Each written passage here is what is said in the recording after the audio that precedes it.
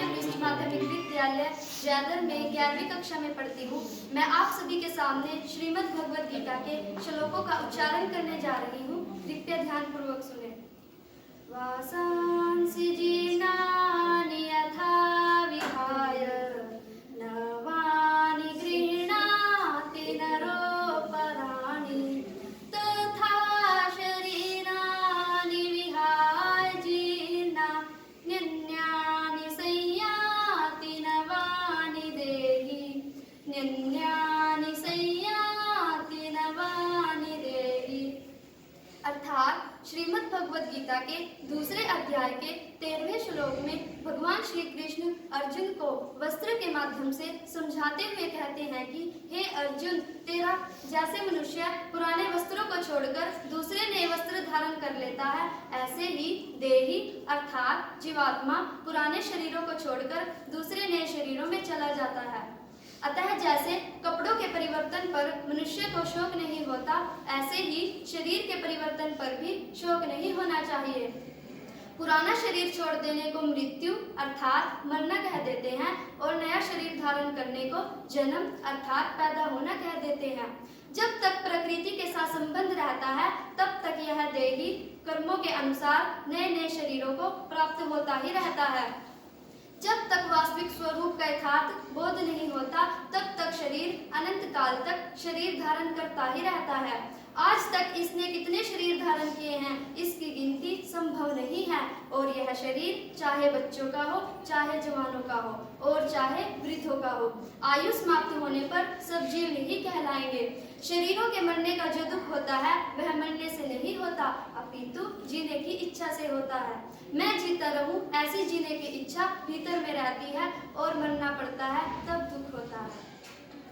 कर्मण्यैवाधिकारस्ते मा फलेषु कदाचन मा कर्मफल हेतुर्भूर् मा ते संगोऽस्त्वकर्मणि मा ते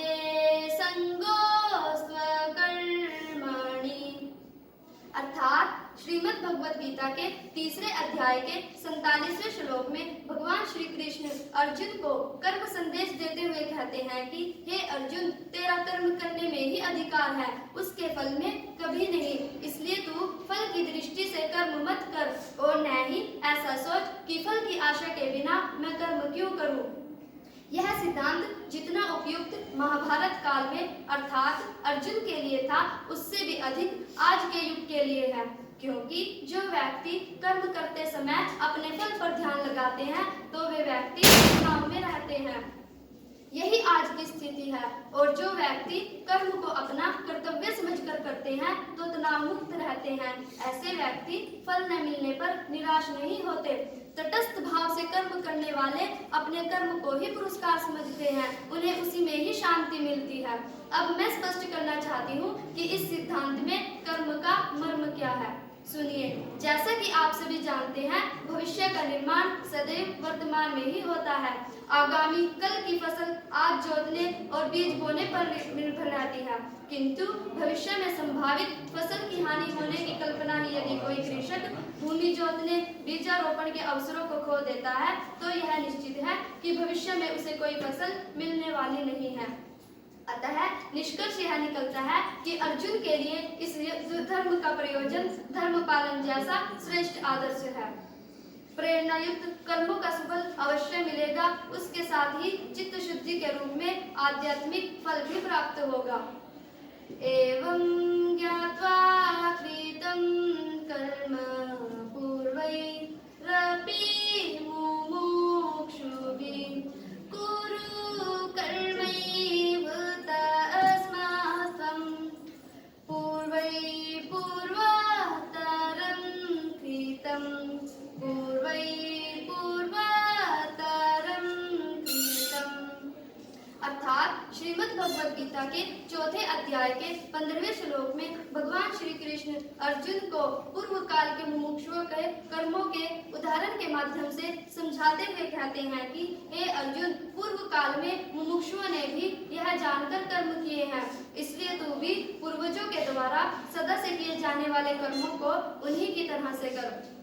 इस उत्तर पर पूर्व अर्जुन मोक्ष मार्ग पूछते हैं और मोक्ष चाहते हैं, अर्थात अपना कल्याण चाहते हैं, परंतु इस युद्ध के रूप में प्राप्त अपने कर्तव्य कर्म को करने के लिए उन्हें अपना कल्याण नहीं दिखता, बल्कि वे उसको घोर कर्म समझकर त्याग करना चाहते हैं।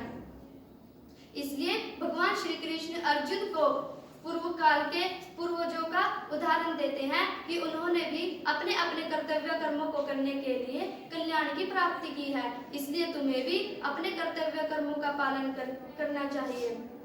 भगवान आगे कहते हैं कि मुमुक्षुओं ने भी कर्म योग का तत्व जानकर कर्म किए हैं, इसलिए मुमुक्षा जागृत होने पर भी कर्तव्य कर्मों का त्याग नहीं करना चाहिए, बल्कि निष्काम भाव पूर्वक कर्तव्य कर्म करते ही रहना चाहिए। शरीर, इंद्रिया, मन आदि सब कर्म की सामग्री अपने से भिन्न तथा संसार से अभिन्न है, वह संसार की है और संसार के लिए ही मिली है।